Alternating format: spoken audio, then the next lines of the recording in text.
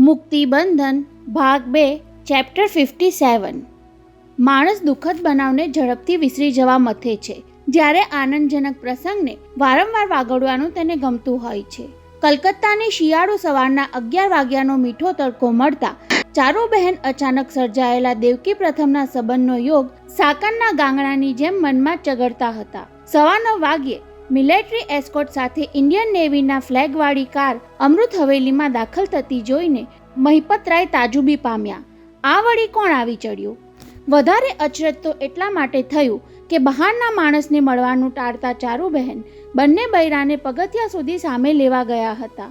Indian નેવીના admiral ચોપરાના Gujarati પત્ની કોઈ દેવકી નામની યુવતી સાથે બહેનને ખાસ મળવા આવે અને વર્ષોથી એકબીજાને ઓળખતા હોય એવી આત્મીયતાથી ચારુ બહેન તેમને આવકારે, એથી મોટા ભાઈને વધારે કૌતુક જાગ્યું હતું।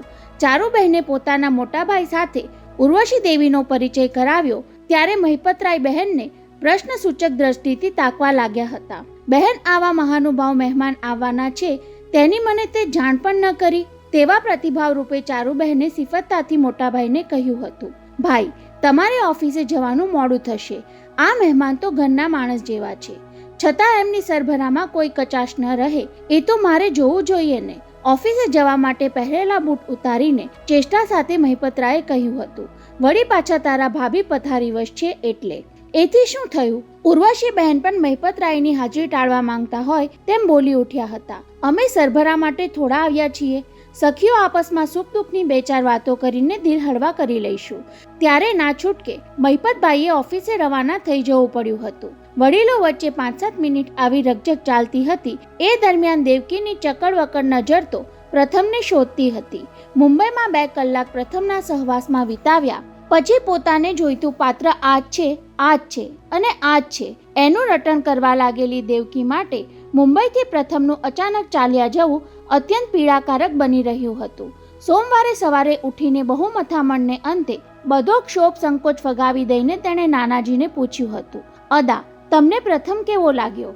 ત્યારે ભવાનજીબા ભાવવાહી દ્રષ્ટિથી દોહિત્રીને જોતા બોલી ઉઠ્યા હતા, દેવકી, આ પ્રશ્ન તો હું જ તને પૂછવાનો હતો।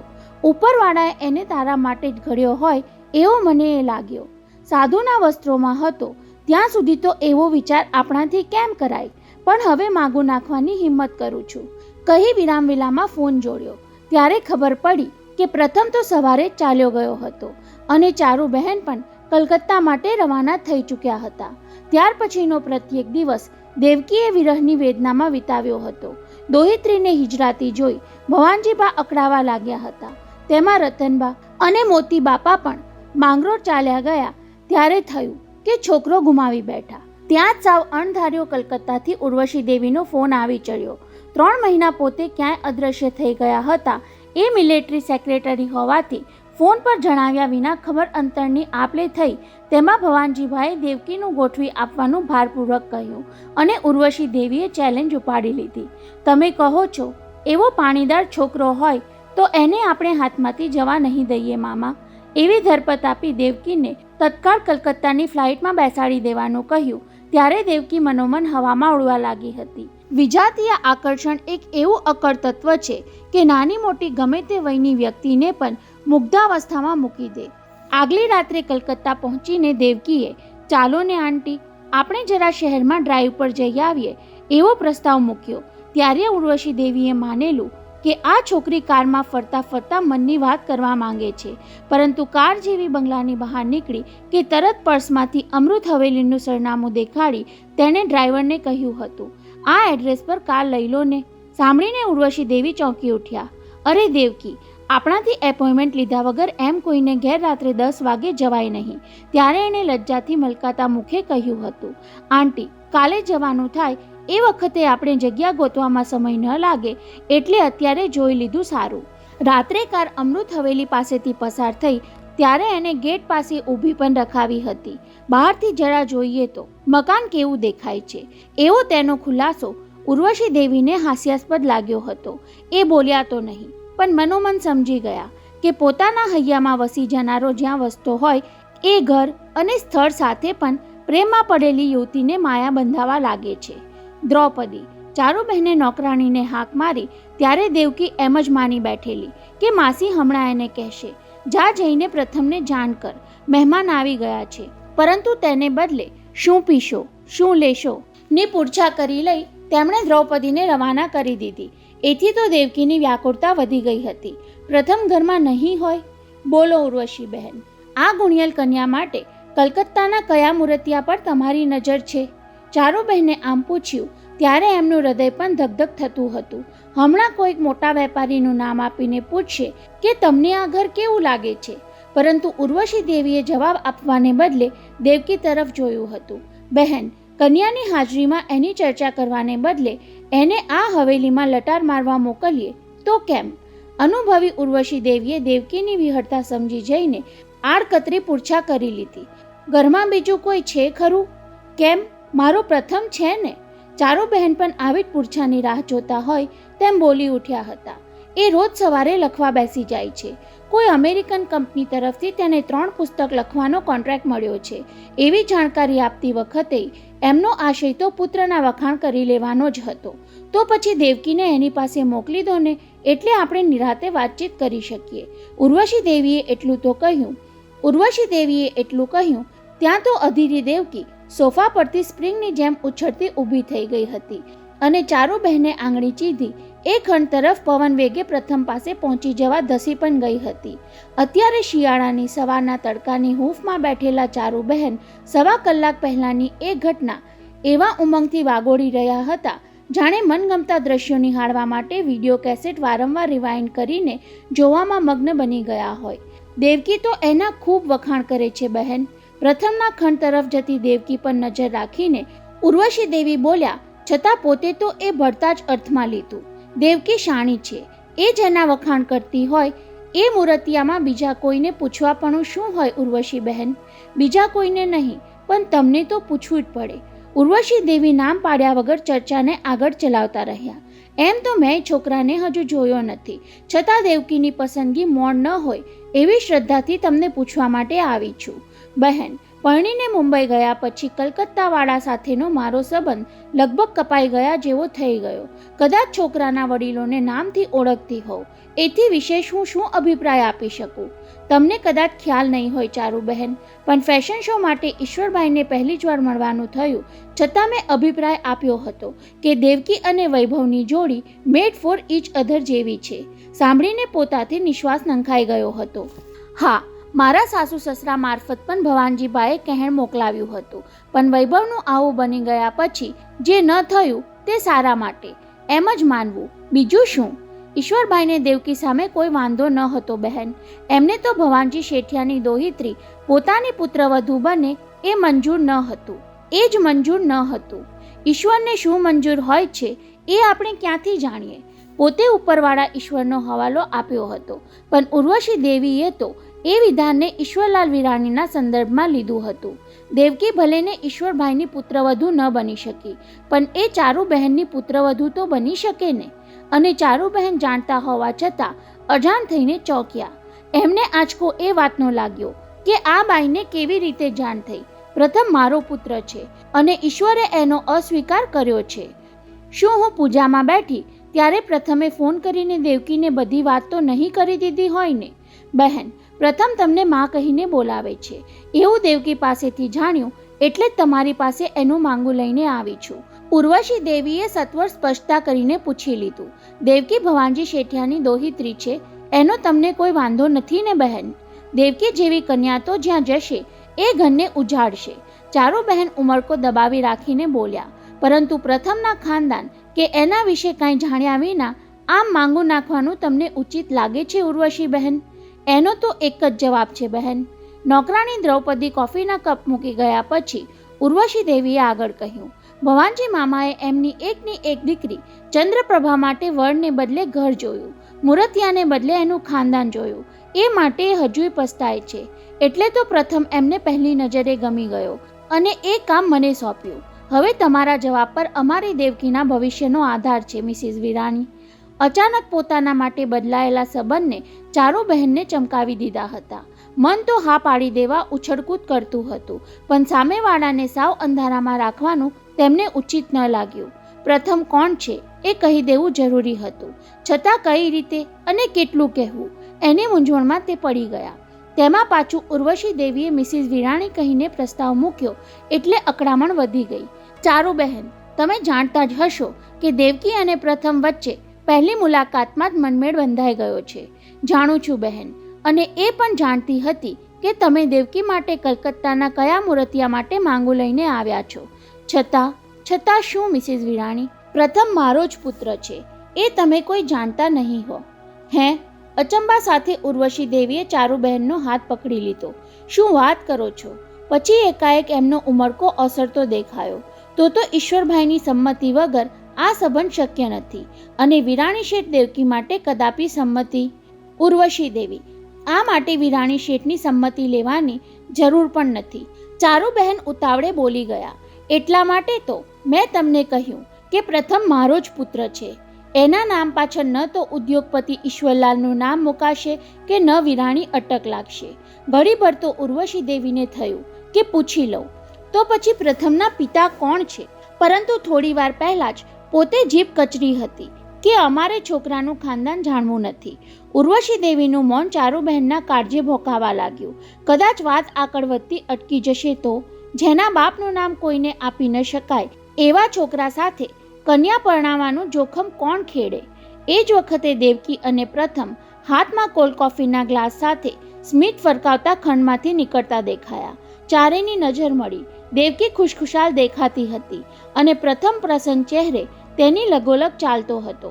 ચારુબહેનને થયું, બંનેની જોડી કેવી શોભે છે.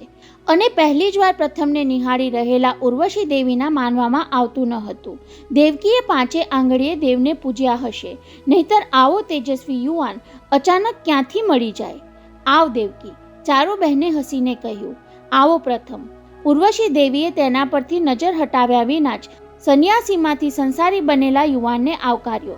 તમારી બંનેની ગેરહાજરીમાં અમે તમારી જ વાત કરતા હતા, અને અંદર અમે બંને તમારી જ વાતો કરતા હતા. પ્રથમે નિખાલસપણે કહી દીધું. ગૃહસ્થ જીવન પર દેવકીનું લેક્ચર સાંભળીને કંટાળ્યો એટલે તેને બહાર ખેંચી લાવ્યો. સાંભળીને બંને આંટી હસી પડી. દેવકી, કોફીનો ગ્લાસ નીચે મૂકીને હું કહું તેમ કર જોઈએ. ઉર્વશી દેવીએ વડીલની શૈલીએ કહ્યું. પહેલાં તો તું આ તારા સાસુજીને પ્રણામ કરી એમના આશીર્વાદ લે. સાંભળીને ચારુબહેન ચોંક્યા. એ ઉર્વશી દેવીને જોતા જ રહ્યા, અને દેવકી એમને તાકવા લાગી. બંનેના મનોભાવ એક સરખા જ હતા. આટલું ઝડપથી બધું ગોઠવાઈ પણ ગયું, અને દેવકી પૂજ્ય ભાવથી બંને હાથ જોડીને પ્રણામ કરવા નીચી નમી એટલે ચારુબહેને સફાળા ઊભા થઈ જઈ તેને બંને હાથમાં જકડી લઈ છાતી સરસી ચાપી દીધી. મારા ભાગ્યમાં તારા જેવી પુત્રવધુ ક્યાંથી? કહેતા દેવકીના માથે હાથ મૂકી આશીર્વાદ આપ્યા. ખૂબ સુખી થજે દીકરી. અત્યાર સુધી હું તારી માસી હતી, આજથી તારી મા બની ગઈ. હવે મારે શું કરવાનું છે એ તો કોઈ મને કહો. પોતે વ્યવહારમાં અણઘડ હોય એવા ભાવથી પ્રથમ બોલી ગયો ત્યારે ફરી ત્રણેય જણા ખડખડાટ હસી પડ્યા. દીકરા, આ ઉર્વશી આંટીને માતા સમાન ગણી ત્યારે એમના આશીર્વાદ લેવા જોઈએ. નહીં રે, કહેતા ઉર્વશી દેવીએ ઊભા થઈ જઈ પ્રથમ સાથે શેકહેન્ડ કર્યા. તને આશીર્વાદ આપવાનો અધિકાર ધરાવતી બે વ્યક્તિ મુંબઈમાં છે અને ત્રીજી વ્યક્તિ આગ્રામાં છે. સાધ્વી ચંદ્રસ્મિતાનું નામ લીધા વિના એમણે આગ્રાનો ઉલ્લેખ કર્યો, છતાં ત્રણેય સંકેતમાં સમજી ગયા હતા. ચારુબહેન, તમે રજા આપતા હો તો પહેલ વહેલા આ બંનેને હું રામકૃષ્ણ પરમહંસના બેલુર મઠ આશ્રમમાં લઈ જવા માંગુ છું. ત્યાંના પવિત્ર વાતાવરણ વચ્ચે લગ્નના પવિત્ર સંબંધ વિશે એ બંને ચર્ચા કરશે, અને એમને જોઈને મારી આંખો ઠરશે, કહી ઉર્વશી દેવીએ ઉમેર્યું. તમારાથી આવી શકાય તો 3 થી ભલા 4. એમના આ પ્રસ્તાવના જવાબમાં ચારુબહેન હા ના કરે એ પહેલાં પ્રથમે જ કહી દીધું. નહીં આંટી, એમનું ઘેર રોકાવું અત્યંત જરૂરી છે. સાંભળીને ત્રણેય અચરજમાં પડી ગયા. ચારુબહેન પોતે જ ના પાડી દેવાના હતા, પણ પ્રથમે ઘેર રહેવાનું અત્યંત જરૂરી છે કહીને તેમને વિમાસણમાં નાખી દીધા. એ આમ બોલી ગયો એટલે નક્કી કાંઈક એવું બનવાનું છે જેમાં મારી હાજરી જરૂરી હશે. પ્રથમ બરાબર કહે છે, તમે ત્રણે ખુશીથી જાઓ, કહી તેમણે વાળી લીધું. મારાથી આમ પણ આવી શકાય તેમ નથી. ઘરમાં બીમાર ભાભી એકલા છે, અને બહારથી ફોન આવે તો જવાબ આપનાર બીજું કોઈ જવાબદાર હાજર નથી. અને ઉર્વશી દેવી સાથે દેવકી પ્રથમને જતા જોઈને ચારુબહેને મનોમન સંકલ્પ પણ કરી લીધો હતો. હવે 2-4 દિવસમાં પ્રથમ દેવકીને માંગરોળ લઈ જઈ સાસુ સસરાની હાજરીમાં સાવ સાદાઈથી બંનેને પરણાવી દઈશ. એ બહાને કલકત્તા જલ્દી છોડી જવાશે. પરંતુ વૈભવના ડેડીને એની જાણ નથી થવા દેવી, નહીતર કોને ખબર એ કેવો ઉત્પાત મચાવી દે. સાકરનો ગાંગડો ચગડતા ચગડતા દાંત વચ્ચે જીભ કચરાઈ જાય એ રીતે ચારુબહેનને પતિ યાદ આવી ગયા. ઈશ્વરભાઈ પ્રત્યે એમના મનમાં કટુતા ન હતી, તેમ હવે કરુણા પણ જાગતી ન હતી. છતાં મનોમન ભગવાનને પ્રાર્થના અચૂક કરી લીધી. એમનામાં પરિવર્તન આવી જાય એવો કોઈ ચમત્કાર કરી દેખાડો કરુણાનિધિ. સુખને વાગોળવું એ શિયાળાનો મીઠો તડકો લેવા જેવું છે, પણ દુઃખદ વાત યાદ આવી જાય તો એ જ તડકો ઉનાળાના તાપ જેવો આકરો લાગવા માંડે છે. ચારુબહેનને પણ એવો જ અનુભવ થયો. બગીચામાં પડતી અમૃત હવેલીની બાલ્કનીમાં બેઠા બેઠા અત્યાર સુધી પ્રથમનો સંસાર માંડવાના મનસુબામાં એ મહાલતા હતા, પરંતુ પતિએ પોતાના ચારિત્ર માટે શંકા દર્શાવી એ ઘટના તાજી થતાં તડકામાંથી ઊભા થઈ ગયા. પુરુષના સ્વભાવની જેમ સૂરજ મધ્યાહને ઉગ્ર બની જાય ત્યારે તેની સામેથી ખસી જવા સિવાય બીજો કોઈ ઉપાય કારગત નીવડતો નથી. એમ બબડતા ચારુબહેન બાલ્કની છોડી જવા પગ ઉપાડતા હતા. ત્યાં હવેલીના બંધ ગેટની બહાર ટેક્સી ઊભી રહેતી દેખાઈ. કોણ આવ્યું હશે એવા ફફડાટ સાથે એ દિવાનખંડ વટાવી પ્રવેશદ્વાર પર પહોંચ્યા. ત્યાં સુધીમાં ટેક્સીવાળાએ હોર્ન વગાડીને માળી પાસે ગેટ ઉઘડાવી નાખ્યો હતો. આંગતું કે માળીને કોઈ જ પૂછા કરી નહીં અને માળીએ પણ વિના રોકટોક ટેક્સીને પ્રવેશ આપી દીધો. ત્યારે ચારુબહેનની ઉત્કંઠા વધી ગઈ. કોઈ ઘરનું માણસ આવ્યું લાગે છે. અને પોર્ચમાં પહોંચેલી ટેક્સીમાંથી પુત્ર સિદ્ધાર્થ ઉતરતો દેખાયો. ત્યાં જેમની મમતા સમુદ્રની ભરતીની જેમ ઉછાળા મારવા લાગી. પૈસા ચૂકવીને ટેક્સીને વિદાય કર્યા પછી સિદ્ધાર્થે પ્રવેશદ્વાર તરફ નજર કરી અને માતા પુત્રની દ્રષ્ટિ મળી. મમ્મી! સિદ્ધાર્થે ત્યાં ઊભા જ હર્ષભેર સાથ પાડ્યો ત્યારે ચારુબહેનનું હૈયું ગદગદ થઈ ગયું. પુત્રને છાતી સરસો ચાપી દેવા માટે પગથિયા ઉતરીને નીચે પહોંચી જવા માટે પગમાં જોર ઉભરાવા લાગ્યું, પરંતુ બીજી જ પળે તેમણે લાગણીના આવેશને અંકુશમાં લઈ લીધો. ના, સૌની માયા છોડી મન મક્કમ કરીને સ્વેચ્છાએ ઘેરથી નીકળી આવી છું. ફરી એ માયામાં જકડાવું નથી. મને જોઈને ડગાઈ ગયા ને મમ્મી? હાથમાં બ્રીફકેસ સાથે સડસડાટ પગથિયા ચડતા સિદ્ધાર્થે માન્યું હતું કે તેને જોઈને માની આંખો ભીની થશે, એ પોતાને બાથમાં લઈ લેશે. પરંતુ ચારુબહેને માત્ર તેના હાથે હાથ મૂકી હૃદયમાં પ્રસરેલી ઝંઝણાટીને અવાજમાં ભળવા દીધા વિના સહજ ભાવે જવાબ વાળ્યો. આમ અચાનક આવી ચડ્યો એટલે વિચારમાં પડી ગઈ. અચાનક ન આવું તો શું કરું મમ્મી? ફોનથી જાણ કરું તો તમે મૌન વ્રતમાં હો અથવા પૂજામાં બેસી જાઓ. ટેબલ પર બ્રીફકેસ મૂકી સિદ્ધાર્થે દ્રૌપદીના હાથમાંથી પાણીનો ગ્લાસ લીધો. નોકરાણી ખાલી ગ્લાસ લઈને પાછી ફરી. ત્યાં સુધી પુત્રને નિરખતા ચારુબહેન તેના આગમનના કારણ માટે તર્ક કરતા રહ્યા. એ હસતો હસતો આવ્યો છે એટલે કોઈ અમંગળ ખબર તો નહીં જ હોય. કદાચ તેના ડેડીએ મોકલ્યો હશે. જા, તારી મમ્મીને મનાવીને મુંબઈ પાછી લઈ આવ. સાથે પ્રથમને પણ લેતી આવે એવું મારું નામ દઈને કહેજે. પણ તેને બદલે કેટલાક શેર અને ચેક પર તમારી સહી લેવા આવ્યો છું એવું સિદ્ધાર્થે કહ્યું. ત્યારે ચારુબહેનને પોતાનો તર્ક તરકટી અને તકલાદી લાગ્યો. અરે, એના ડેડી તો અહંકારનું પૂતળું છે, પણ મારો આ દીકરો સુદ્ધા આવીને સીધો કામની વાતે વળગ્યો. સિદ્ધાર્થને બેગ ખોલી શેરના કાગળ તેમની સામે ધરતો જોઈ ચારુબહેનથી નિશ્વાસ નંખાઈ ગયો. મારી સહી લેવા તારા ડેડીએ મોકલ્યો? સિદ્ધાર્થે ધરેલી પેન લેતા એમનાથી પૂછાઈ ગયું. મમ્મી, આજકાલ ડેડી ઓફિસે ક્યાં આવે છે? એ તો વૈભવભાઈ રહ્યા નહીં અને ડેડીને કિડનીનો દુખાવો વધી ગયો એટલે મારા પર એક સામટી જવાબદારી આવી પડી. પોતે ઘર છોડી ગયા પછી પતિ પથારીવશ છે એ જાણીને ચારુબહેનનો જીવ બળી ગયો. કદાચ મારું આમ એકાએક ચાલ્યા જવું તેમને વસમું લાગ્યું હશે. એને કારણે કિડનીની તકલીફ વધી ગઈ હશે. ચારુબહેન સિદ્ધાર્થના બતાવ્યા પ્રમાણે એક પછી એક શેર પર સહી કરતા વિચારતા રહ્યા. મમ્મી, તું કેમ છે? સાંભળતા જ સહી કરવાનું રોકી દઈ ચારુબહેને ડોક ઊંચી કરીને તેની સામે જોયું. પુત્રની આંખોમાં તેમને લાગણીની ચમક દેખાઈ, પણ બીજી જ ઘડીએ પાપણ પટાવીને દીકરાએ જાણે લાગણીનો ભાર આંખોની કીકીમાંથી ખંખેરી નાખ્યો. તેમને સિદ્ધાર્થ બદલાઈ ગયેલો લાગ્યો. કદાચ કામનો બોજો પુરુષને લાગણી શૂન્ય બનાવી દેતો હશે, અથવા તો લાગણીની આડપંપાળ વેપાર ધંધામાં વિક્ષેપરૂપ બની જતી હશે. ઘેર બધા કેમ છે સિદ્ધુ? પોતે કેમ છે એનો જવાબ ટાળવા માટે માએ સામે સવાલ પૂછી લીધો. ઘરમાં હવે અમે રહ્યા કેટલા? ઈન મીનને 3.5. સિદ્ધાર્થના બોલવામાં પોતે ધારી હતી એવી પીડા તેમને વર્તાઈ નહીં. તું કલકત્તા ચાલી આવી, નિરાલી હોંગકોંગ રવાના થઈ અને દાદા દાદી માંગરોળ ઉપડી ગયા. હું શું કામ ચાલી આવી એ પણ દીકરો પૂછતો નથી. ચારુબહેન વ્યથાનો ઘૂંટ ગળે ઉતારી જઈ ડોક નમાવીને ફરી સહી કરવામાં પરોવાઈ ગયા. છતાં મનના કાગળ પર વિચારોની સહી તો ચાલુ જ રહી. કદાચ એણે એના ડેડી પાસેથી બધું જાણી લીધું હશે. બાપની જેમ દીકરાને પણ માતા ચારિત્રહીન લાગી હશે એટલે તો એ પ્રથમ વિશે કાંઈ પૂછવા કરવાનું ટાળે છે. ઘરમાં કોઈ દેખાતું કેમ નથી મમ્મી? અહીં પણ અમે ઈન મીનને 3 જ છીએ ને? ડોક ઊંચી કર્યા વિના ચારુબહેને ઉત્તર આપ્યો. તારા બીમાર મામીને કમ્પ્લીટ બેડ રેસ્ટ લેવાનું ડૉક્ટરે કહ્યું છે. મામા ઓફિસે ગયા અને હું તારી સામે બેઠી છું. અને પ્રથમ? ત્યારે ફરી ચારુબહેનની ગરદન ઊંચી થઈ. આખર એણે પ્રથમ વિશે પૂછા કરી ખરી. પ્રથમ થોડીવાર પહેલાં જ બહાર નીકળી ગયો. એ સંન્યાસીને સંસારમાં ફાવી ગયું કે? ત્યારે માતાએ પુત્રની આંખમાં ડોક્યું કર્યું. દીકરો કટાક્ષમાં તો નથી પૂછી રહ્યો ને? મમ્મી, મારો મતલબ કે એ કામ ધંધે લાગી ગયો? હા, ચારુબહેનને પ્રથમ માટેનો એનો તુકારો ખટક્યો. ભલે ભાઈ તરીકે નહીં તો પણ ઉંમરમાં તેનાથી મોટો છે એટલા ખાતર એના મોંમાં તુકારો શોભતો નથી. એ તો મુંબઈ આવ્યા પહેલાંનો એક મોટું કામ લઈને બેઠો છે. પ્રથમની વાત કહી સંભળાવવાની કોઈ તક જતી કરવા ન માંગતા હોય તેમ ચારુબહેન હોશભેર બોલી ગયા. એને અમેરિકન કંપની તરફથી 3 પુસ્તકો લખવાનો કોન્ટ્રાક્ટ મળ્યો છે. પુસ્તકો લખવામાં શું પૈસા મળવાના? બહુ નહીં. હવે ચારુબહેન વ્યંગમાં બોલ્યા.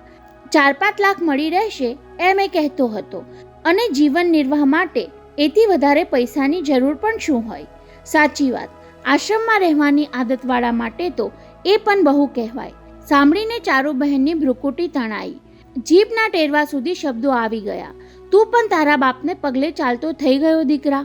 દાદાજીના શબ્દો ભૂલી ગયો. શ્રીમંતાઈનું અભિમાન એ તો દિલનું દારિદ્ર ગણાય. મારા પ્રથમ પાસે સભ્યતા અને સંસ્કારની મૂડી છે. તે તારા શેરોની જેમ માત્ર સહી કરવાથી ટ્રાન્સફર થઈ શકતી નથી દીકરા મારા. મમ્મી, હવે આ ચેક પર સાઇન કરી આપો. સિદ્ધાર્થે આખી ચેકબુક તેમની સામે ધરીને કહ્યું. એટલે એ ફરી સહી કરવામાં પરોવાઈ ગયા. મમ્મી, તું પૂછતી પણ નથી કે આટલી બધી સહીઓ હું શું કામ કરાવું છું? ત્યારે ચારુબહેને માત્ર આંખો જ ઊંચી કરી. મારે શું કામ પૂછવું જોઈએ સિદ્ધુ?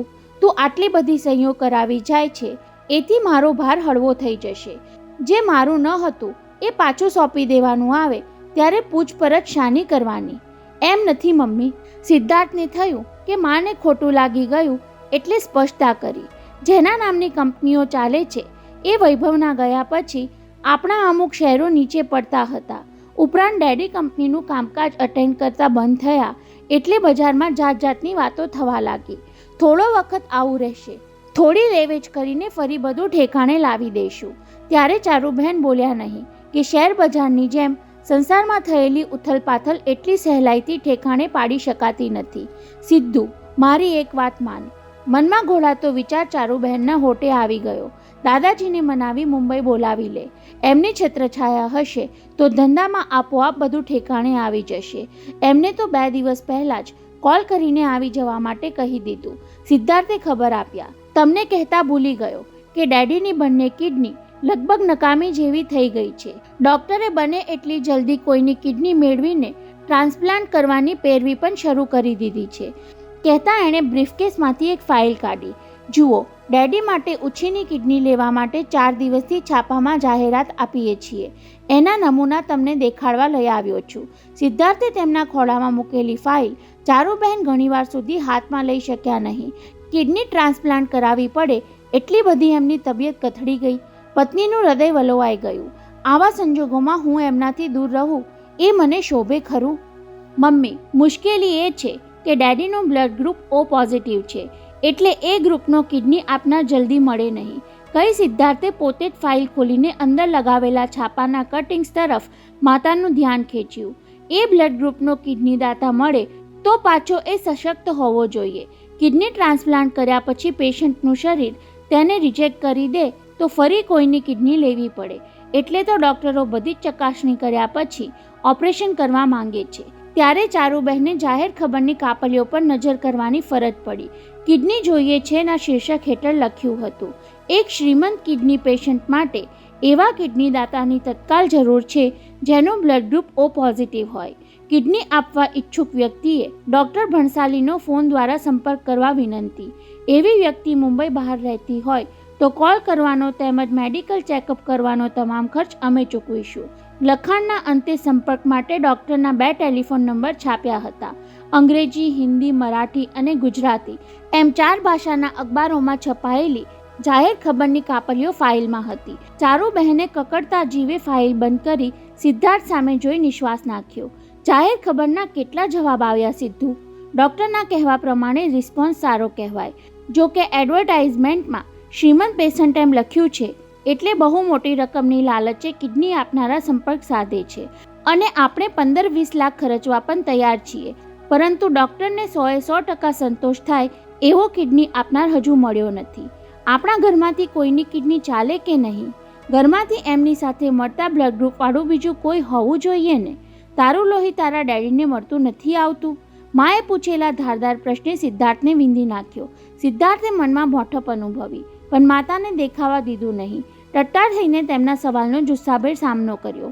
મમ્મી, તમને લાગે છે કે મેં ડેડી માટે મારી એક કિડની આપવાની ઓફર નહીં કરી હોય? કરી જશે સિદ્ધુ, હું તને જાણું છું. દાદાજી જેવા પરોપકારી જીવના સંસ્કાર તમારામાં પડ્યા છે, પરંતુ ડેડીએ મારી કિડની માટે સાફ ઇનકાર કરી દીધો. સિદ્ધાર્થ તડાયેલા અવાજે કહી રહ્યો હતો. એમણે કહ્યું કે એક કિડની પર માણસ આખી જિંદગી જીવી શકે છે. એ વાત સાચી હોય તો પણ હું તને એમ નહીં કરવા દઉં. એવું શું કામ સિદ્ધુ? ડેડીના કહેવા પ્રમાણે કંપનીના વહીવટનો બોજ બધો મારા પર છે.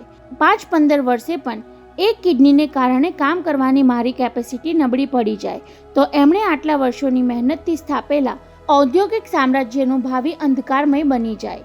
ત્યારે ચારુબહેનથી ફરી નિસાસો નંખાઈ ગયો. એમને માટે કંપની એ જ સર્વસ્વ છે. ઔદ્યોગિક સામ્રાજ્યના ભાવિને બદલે થોડીવાર માટે ઉદ્યોગપતિ મટી જઈને એમણે એક પિતાની રૂએ એમ કહ્યું હોત કે મારા દીકરાની તબિયત ભવિષ્યમાં લથડી ન જાય એટલા ખાતર મારે તારી કિડની ન જોઈએ, તો પુત્રના હૃદયમાં પિતાનું સ્થાન કેટલું ઊંચું થઈ જાત. આ બારામાં રાજલક્ષ્મી શું કહે છે? માતાએ ખચકાતા પૂછ્યું. એ બિચારી શું કહે? રાજીએ એટલું જ કહ્યું કે ડેડીની જેવી ઈચ્છા. ત્યારે ચારુબહેને આંચકો અનુભવ્યો. પોતે હાજર હોત તો પુત્ર વધુને કહ્યું હોત, તારા સસરાની ઈચ્છાને આગળ ધરાવવાને બદલે એમની તબિયતનો વિચાર કરીને તારે મક્કમ અવાજે કહેવું જોઈએ કે પિતા માટે પુત્રે આટલો ભોગ તો આપવો જ જોઈએ ને. પછી ચારુબહેને વિચાર્યું, પુત્ર વધુ ભલે આમ ન કહી શકે, પણ હું તો માતા તરીકે પુત્રને સમજાવી શકું ને. પરંતુ ત્યાર પહેલાં સિદ્ધાર્થ જ બોલી ગયો. મમ્મી, તું નકામી ફિકર કરે છે. કિડની માટે 15-25 લાખ ખર્ચવા પડે તો આપણને ક્યાં વાંધો આવે એવું છે. ત્યારે ચારુબહેન પુત્રને તાકવા લાગ્યા. અરે રે, જે પ્રેમથી આપી શકાય છે તેને પૈસાથી ખરીદી લેવાનો આ તે કેવો ઈલાજ? અણગમા સાથે ચારુબહેને ફાઇલને સિદ્ધાર્થની બ્રીફકેસ તરફ સરકાવી દીધી અને એમ કરવા જતાં અંદરથી પુઠ્ઠાની લાંબી પટ્ટી જેવું કંઈક સરકીને ચારુબહેનના પગ પાસે પડ્યું. શું છે આ? સિદ્ધાર્થના હાથમાં પાછું આપતા એણે અમસ્તુત પૂછ્યું. ફોટાની નેગેટિવ્સ. શેના ફોટા? ત્યારે સિદ્ધાર્થ મા સામે જોતો રહ્યો. પછી નીચું જોઈ જઈ ધીમા અવાજે બોલ્યો, જેને કારણે તમે ઘર છોડી ગયા એ. સાંભળીને ચારુબહેન વિમાસણમાં પડી ગયા. સિદ્ધાર્થ આ શું કહી રહ્યો છે? મેં તો પ્રથમને કારણે જ ઘર છોડ્યું હતું. પરંતુ સિદ્ધાર્થે જોવા આપેલી નેગેટિવ પટ્ટીઓ ખોલીને ઊભા થઈ જઈ પ્રકાશ સામે ધરીને તેના પર આંખ માંડી કે તરત જ વિમાસણ વિખરાઈ ગઈ. સાથોસાથ ચારુબહેને ક્ષોભ અનુભવ્યો. વૈભવ કંપનીની ટીવી જાહેર ખબરની મોડલ રેશમા સાથે પોતાના પતિની રતિ ક્રીડાના ફોટોગ્રાફ્સની આ નેગેટિવ સિદ્ધાર્થના હાથમાં ક્યાંથી આવી અને એણે કેમ માની લીધું કે હું એને ખાતર ઘર છોડીને ચાલી આવી છું? તેના ડેડીના આડા સંબંધની ચર્ચા પુત્ર સાથે કરવાનું માતાને ધૃણાસ્પદ લાગ્યું. છતાં સિદ્ધાર્થના હાથમાં નેગેટિવ પાછી સોંપતા તેમનાથી પૂછ્યા વિના રહેવાયું નહીં. તારા હાથમાં ક્યાંથી આવી? તમે સવારે ઘેરથી નીકળી ગયા તે પછી રાજી તમારો બેડરૂમ સાફ કરતી હતી ત્યારે પલંગ નીચેથી નોકરના હાથમાં આવી. સિદ્ધાર્થ માતાની સામે જોયા વિના કહી રહ્યો હતો. એ તો સારું થયું કે રાજલક્ષ્મી સામે ઊભી હતી એટલે સર્વન્ટે નેગેટિવ જોયા વિના જ તેને સોંપી દેવી પડી. અને તું મને એ દેખાડવા લઈ આવ્યો. ચારુબહેને ઠપકારા સ્વરે કહ્યું. વિરાણી ખાનદાનના આ શરમજનક દસ્તાવેજને તે દિવાસળી કેમ ન ચાંપી દીધી? જવાબ આપતા પહેલા સિદ્ધાર્થે માતા સામે જોયું. ચારુબહેનનું મુખ રતાશ ધારણ કરી રહ્યું હતું.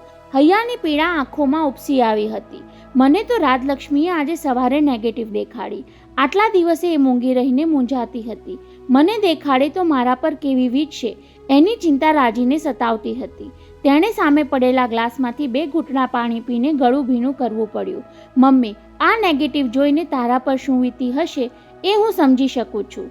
ચારુબહેને કહ્યું નહીં કે જે વીતવાનું હતું એ તો વર્ષો પહેલાં વીતી ગયું. તારા ડેડીના આડા સંબંધોની બીજી અનેક વાતો મારા કાને આવતી હતી અને હું ચૂપચાપ ઝેરના ઘૂંટડા ગળે ઉતારતી જતી હતી. પરંતુ એટલા ખાતર હું સંસારની બાજી ફગાવી દઈને અહીં નથી ચાલી આવી દીકરા. તારા પિતાએ મને ચારિત્રહીન ઠરાવી તેનું ઝેર પચાવી શકી નહીં એટલે ગૃહ ત્યાગ કરવો પડ્યો મારે. ખુદ ચારિત્રહીન હોય એવો પતિ પોતાની પતિવ્રતા પત્નીને શંકાની ચિતા પર ચડાવીને ભડભડ સળગાવી મૂકે ત્યારે પત્ની બીજું કરે પણ શું? રાજી પોતે જ ડેડી પર બહુ રોષે ભરાઈ છે. મૌન ધારણ કરીને બેઠેલી માને સિદ્ધાર્થ કહેવા લાગ્યો. સવારે મારા હાથમાં નેગેટિવ આપીને મને સમજાવ્યું કે તારા ડેડીને આ દેખાડ અને કહે કે મમ્મીની માફી માંગી લઈ એમને પાછા બોલાવી લે. બોલતા બોલતા સિદ્ધાર્થે થૂક ગળે ઉતારવું પડ્યું. મમ્મી, એ તો એમ પણ બોલી ગઈ કે સિદ્ધુ, તે મને આ રીતે દગો દીધો હોય અને તેનો પુરાવો મારા હાથમાં આવે તો હું સીધી વકીલ પાસે જઈને છૂટાછેડાનો કેસ માંડું. આપણા મમ્મી એટલા ભલા છે કે ઘરની આબરૂ ઢાંકવા ખાતર ચૂપચાપ કલકત્તા ચાલ્યા ગયા. ત્યારે ચારુબહેને પ્રતિભાવમાં ધગધગતો નિસાસો નાખ્યો. પેટના જણ્યા સાથે આની ચર્ચા કરતાંય મને લાજ આવતી હતી. માંડ મેં રાજીને સમજાવી. ડેડી અત્યારે પથારીવશ છે. નેગેટિવ દેખાડીને હું એમને કાંઈક કહેવા જઈશ તો એ કોને ખબર એમની તબિયત પર કેવી વિપરીત અસર થશે. ચારુબહેનને થયું કે હવે આટલેથી વાત અટકે તો સારું. પરંતુ કલકત્તા જવા નીકળેલા સિદ્ધાર્થને રાજલક્ષ્મીએ ભારપૂર્વક કહ્યું હતું, તમે ડેડીને ભલે અત્યારે કંઈ ન કહો પણ મમ્મીને સમજાવવાનો પ્રયત્ન કરી જુઓ. આપણે ખાતરે ડેડીને માફ કરી દે. આખરે એ કહી દેવા માટે સિદ્ધાર્થે હિંમત કરી.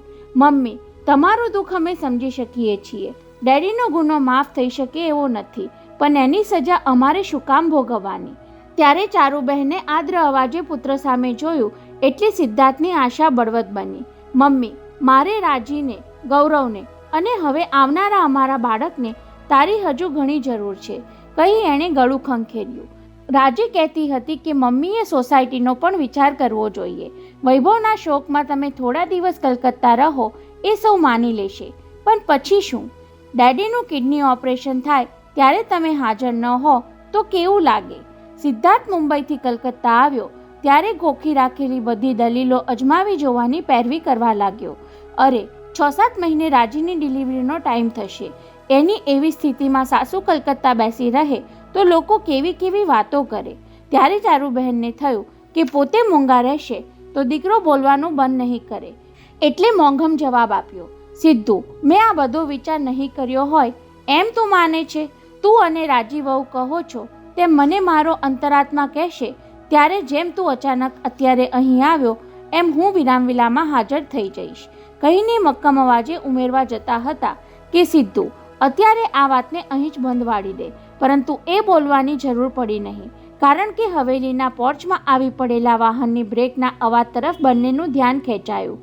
ઓહ, એર ટેક્સીવાળાની વાન મને લેવા માટે આવી પહોંચી, કહી ઉતાવળે બ્રીફકેસ બંધ કરતો સિદ્ધાર્થ ઊભો થયો. પછી વાન પર લખેલા નામ તરફ આંગળી ચીતી. મમ્મી, આ ભારત એર સર્વિસીસ લિમિટેડ આપણે લઈ લેવાની વાટાઘાટ ચલાવી રહ્યા છીએ.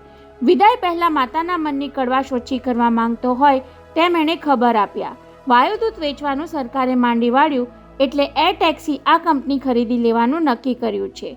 ડમડમ એરપોર્ટથી એમની આ વાન મને લઈ આવતી હતી ત્યાં રસ્તામાં પંચર પડ્યું અને મને પહોંચવાની ઉતાવળ હતી એટલે હું ટેક્સી પકડીને આવેલો, કહેતા એણે વિદાય લેવા માટે પગ ઉપાડ્યા. સોદો પાકો થઈ જાય એટલે ભારતની સાથે ગૌરવનું નામ જોડી દઈને ભારત ગૌરવ એર સર્વિસીસ ચાલુ કરી દઈશું.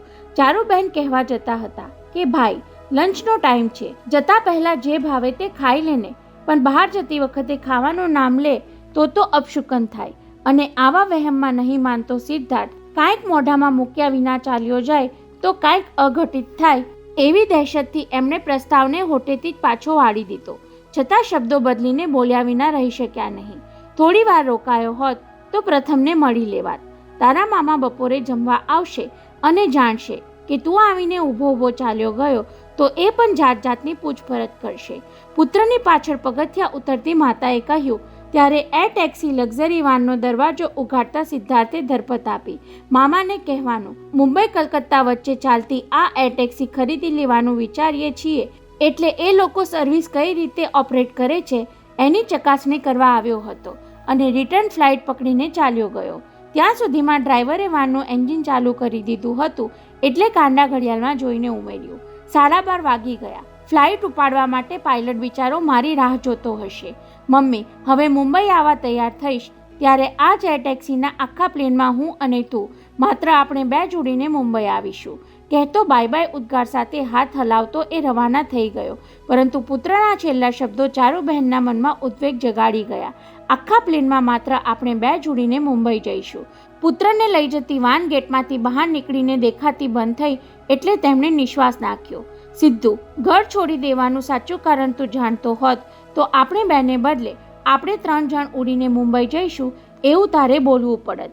ભારે પગલે પગથિયા ચડીને દિવાનખંડમાં પાછા આવ્યા. ત્યાં પતિ માટે કિડની ઉછીની લેવાની જાહેર ખબરવાળી કાપલીની ફાઇલ પર એમની નજર પડી. અરે, ઉતાવળમાં સિદ્ધાર્થ આ તો અહીં જ ભૂલી ગયો. મોટા ભાઈનો જમવા આવવાનો ટાઈમ થઈ ગયો છે. ફાઇલ એમની નજરે ચડશે તો પૂછપરછ કરશે અને સાચું બોલવા જતાં બધું જાહેર થઈ જશે. ફાઇલ ઉંચકીને ચારુબહેન ઉતાવળે પગલે પ્રથમના લેખનખંડમાં પહોંચી ગયા. રાઇટિંગ ટેબલનું ખાનું ખોલીને ફાઇલ અંદર સરકાવી દઈને પાછા ફરવા જતા હતા ત્યાં ટેબલ પર પડેલા કાગળ પર એમની નજર ગઈ. આ પ્રથમ પણ દેવકી આવી એટલે લખતો લખતો ઊભો થઈને બહાર આવ્યો હશે. તેમાં લખાણના કાગળ સાચવીને મૂકવાનું ચૂકી ગયો લાગે છે એમ વિચારતા શંખમાંથી બનાવેલા પેપર વેટ નીચે દબાવેલા કાગળ હાથમાં લઈ કુતૂહલ ખાતર એમણે લખાણ પર દ્રષ્ટિ કરી. ત્યાં જ અંગ્રેજી મથાળું વાંચતા જ ચમકી ગયા. કામસૂત્ર. અરે, અમેરિકી કંપની માટે પ્રથમ આ વિષય પર પણ પુસ્તક લખવા તૈયાર થયો. એમના માનવામાં આવતું ન હતું. સંન્યાસ આશ્રમમાં ઉછરેલો દીકરો આ કામસૂત્રનું પુસ્તક લખે અને તે પણ પરદેશના વાચકો માટે. કદાચ પોતાની કાંઈક સમજફેર થતી હશે એમ વિચારી તેમણે પહેલો પારા વાંચવા માંડ્યો. અંગ્રેજી લખાણ વાંચતા વાંચતા મનમાં તેનો ગુજરાતી તરજુમો કરતા ગયા. સમગ્ર સૃષ્ટિનું સર્જન 2 વિરોધી તત્વોના સમન્વયથી ચાલી રહ્યું છે અને તેનું આદર્શ ઉદાહરણ છે નર અને નારી. આકાશમાં વીજળી ત્યારે જ થાય જ્યારે વાદળો જળથી ભરાયેલા હોય. જળ અને અગ્નિના એ મિલનમાંથી ધરતીને તૃપ્ત કરતી વર્ષા ઉત્પન્ન થાય છે. વરસાદનું જળ પૃથ્વીને નવપલ્લવિત કરે ત્યાર પછી સૂર્યના અગ્નિથી જ ધરતીમાં ધાન્ય પેદા થાય. વહેતા જળ રાશિમાંથી માનવીએ વીજળી પેદા કરી એમાં પણ 2 વિરોધી તત્વનો સમન્વય છે અને સાગરમાં વહી રહેલા જળને સૂર્યનો પ્રખર તાપ વરાળ બનાવી ફરી આબમાં લઈ જાય છે. એ વરાળ પણ જળ અને અગ્નિનું સ્વરૂપ છે. એવી જ રીતે સ્ત્રી જળ છે અને પુરુષ અગ્નિ અને એ બંનેના મિલનમાંથી માનવી નવા સ્વરૂપે બાળક બનીને અવતાર લે છે. એટલું વાંચી ચારુબહેન મીઠી લજ્જાની સાથે પોરસાઈને આગળ વાંચવા જતા હતા ત્યાં દ્રૌપદી આવી ચડી. માજી, તમારો ફોન છે. મારો? એમને વિચાર આવ્યો કે ના પાડી દઉં પણ તરત ખ્યાલ આવ્યો કદાચ એરપોર્ટ જતા સિદ્ધાર્થે રસ્તામાંથી ફોન જોડ્યો હશે. પોતે ફાઇલ ભૂલી ગયો છે એ સાચવીને મૂકી દેવાનું કહેવા માંગતો હશે. એવી અટકળ કરીને દિવાનખંડમાં જઈ રિસીવરમાં તેમણે હેલ્લો કહ્યું ત્યાં સામેથી મમ્મીના હેતભર્યા ઉછાળા સાથે નિરાલીનો અવાજ સંભળાયો. થેન્ક ગોડ કે તું ફોન પર આવી મમ્મી. ઘણા વખતે દીકરીનો અવાજ સાંભળીને ગદગદ બની જતા ચારુબહેને નિરાલીના શબ્દોને વધુ વિહળ બનાવી દીધા. બિચારીએ મુંબઈથી 2-3 ફોન કર્યા પણ મેં એકેય વાર દાદ દીધી ન હતી. મમ્મી, તું કેમ છે? જવાબમાં એ બોલવા જતા હતા કે મજામાં છું પણ મજામાં હોવાનું કહીને અજુગતું લાગ્યું એટલે સામું પૂછી લીધું. તું કેમ છે દીકરી? ચંદ્રકુમાર કેમ છે? અને હોંગકોંગ ફાવી ગયું? આટલા બધા સવાલ કરવાને બદલે તું અહીં આવીને જાતે જ નજારો જોઈ લેને. નિરાલીને ઝડપથી મૂળ મુદ્દા પર આવવાનું કારણ મળી ગયું પણ ચારુબહેને એનો જવાબ ટાળ્યો એટલે નિરાલીએ કહ્યું, મમ્મી, મારી વાત શાંતિથી સાંભળજે અને પૂરું સાંભળ્યા પહેલાં ના નહીં પાડી દેતી. બોલ, સબીના હમણાં અહીં આવી છે. એ પ્રેગ્નન્ટ છે અને વૈભવભાઈના બાળકની માતા બનવાની છે. હે? સાંભળીને એમનો રિસીવર પકડેલો હાથ ધ્રુજી ગયો. તને કોણે કહ્યું? હું હોંગકોંગ જવા માટે મુંબઈથી નીકળી ત્યારે એરપોર્ટ પર ચીનુ ચોકસી ખાસ મને મળવા આવેલો. ચંદ્રકુમાર સામાન અંદર લઈ જવાની વેતરણમાં હતા ત્યારે એક બાજુ લઈ જઈને એમણે મને આ વાત કરી. પણ ચીનુને એની કઈ રીતે જાણ થઈ? મોટાભાઈ સબીનાની પાર્ટીમાંથી પાછા ફરતા હતા ત્યારે રસ્તામાં કાર ફોનથી એને ચીનુને બહુ ખુશખુશાલ અવાજે આ ખબર આપ્યા હતા. પરંતુ ત્યાર પછી તો વૈભવભાઈને અકસ્માત નડ્યો. નિરાલીનો અવાજ ભીનો થયો પણ અત્યારે લાગણીનો વિક્ષેપ પાલવે તેમ ન હતો એટલે આગળ ચલાવ્યું. હવે મારી ઈચ્છા છે કે ભાઈની આ એકમાત્ર નિશાનીને હું દત્તક લઈ લઉં. હે? હા મમ્મી, તું અહીં આવ તો બધી વાત નિરાતે થઈ શકે. બોલતા એ ફરી ગડગડી બની ગઈ. મમ્મી, તને વૈભવભાઈના સોગન છે. ના નહીં પાડતી. અને વૈભવના સોગન સાંભળીને ચારુબહેનની આંખોમાં આંસુ ઉભરાવા લાગ્યા. તારા ડેડીને આની જાણ છે? હા મમ્મી, ચીનુએ સૌથી પહેલાં ડેડીને જ જાણ કરી હતી. પછી ડેડીનો સ્વભાવ તો તું જાણે જ છે. એ કદાચ સબીનાનું બાળક જન્મતા પહેલાં જ નાશ પામે એવું કંઈક ઈચ્છતા હશે. એવું ન બોલ નિરાલી. મમ્મી, આ તો મારો અનુભવ બોલે છે.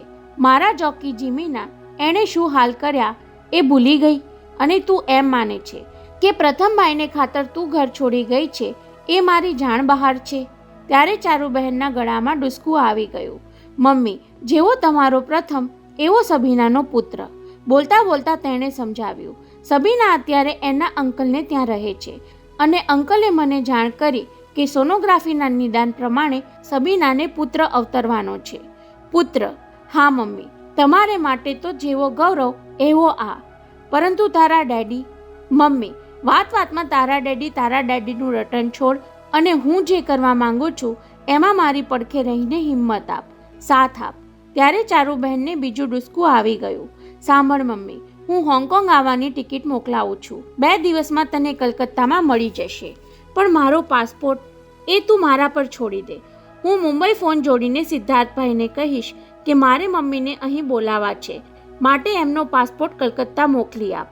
પણ પાછું પણ વચ્ચે આવ્યું મમ્મી. હું પ્રથમનો વિચાર કરતી હતી. પ્રથમ ભાઈને પણ સાથે જ લઈ આવજે. એ તો મારા મોટા ભાઈની જગ્યાએ જ છે. હવે ચારુબહેનને મોકળા મને રડી લેવાની ઈચ્છા થઈ. પરંતુ પ્રથમના પાસપોર્ટ માટે તો પ્રથમભાઈ પાસે પાસપોર્ટ તૈયાર છે. વિરામ વિલામાં અમે રોજ મળતા ત્યારે એ બોલી ગયા હતા કે મુંબઈ આવવાનું ન થયું હોત તો એ ન્યૂયોર્ક જવાના હતા. ત્યાંના કોઈ પબ્લિશર માટે પુસ્તક લખવાના છે ને? હા, મને પણ એની જાણ છે. બીજી બધી વાત પછી. હું તમારી બંનેની રિટર્ન ટિકિટ મોકલાવું છું. હોંગકોંગ આવવા માટે વિઝાની જરૂર નથી એટલે વિલંબ કરવા માટે બીજું કોઈ કારણ પણ નથી. નિરાલી ઝડપભેર બોલતી હતી. મામાને કહી દેજે કે નિરાલી કહે છે એટલે ગયા વિના છૂટકો નથી. તમે બંને જલ્દી આવી પહોંચો પ્લીઝ મમ્મી. અને એ જ વખતે અમૃત હવેલીનો મેઇન ગેટ ઉઘડવાનો અવાજ ચારુબહેનના કાને અફડાયો. મોટા ભાઈ આવી રહ્યા છે એની જાણ થતાં એમણે ઉતાવળે નિરાલીને નમતું જોખી દીધું. ભલે દીકરી, તે વૈભવના સોગન આપ્યા પછી હું ન આવું એ કેમ બને નિરાલી? અને રડતો ચહેરો ચાળી ન ખાઈ જાય એટલા માટે ફોન મૂકી દઈને એ ઝડપથી બાથરૂમ તરફ સરકી ગયા. મોં ધોતા ધોતા એમના મનમાં નિરાલીના શબ્દો પડઘાતા હતા. તમે બંને જલ્દી આવી પહોંચો. પ્રથમ ભાઈ તો મારા મોટા ભાઈની જગ્યાએ છે. આખરે પ્રથમનો સૌ પ્રથમ સ્વીકાર મારી ડાહી દીકરીએ કર્યો.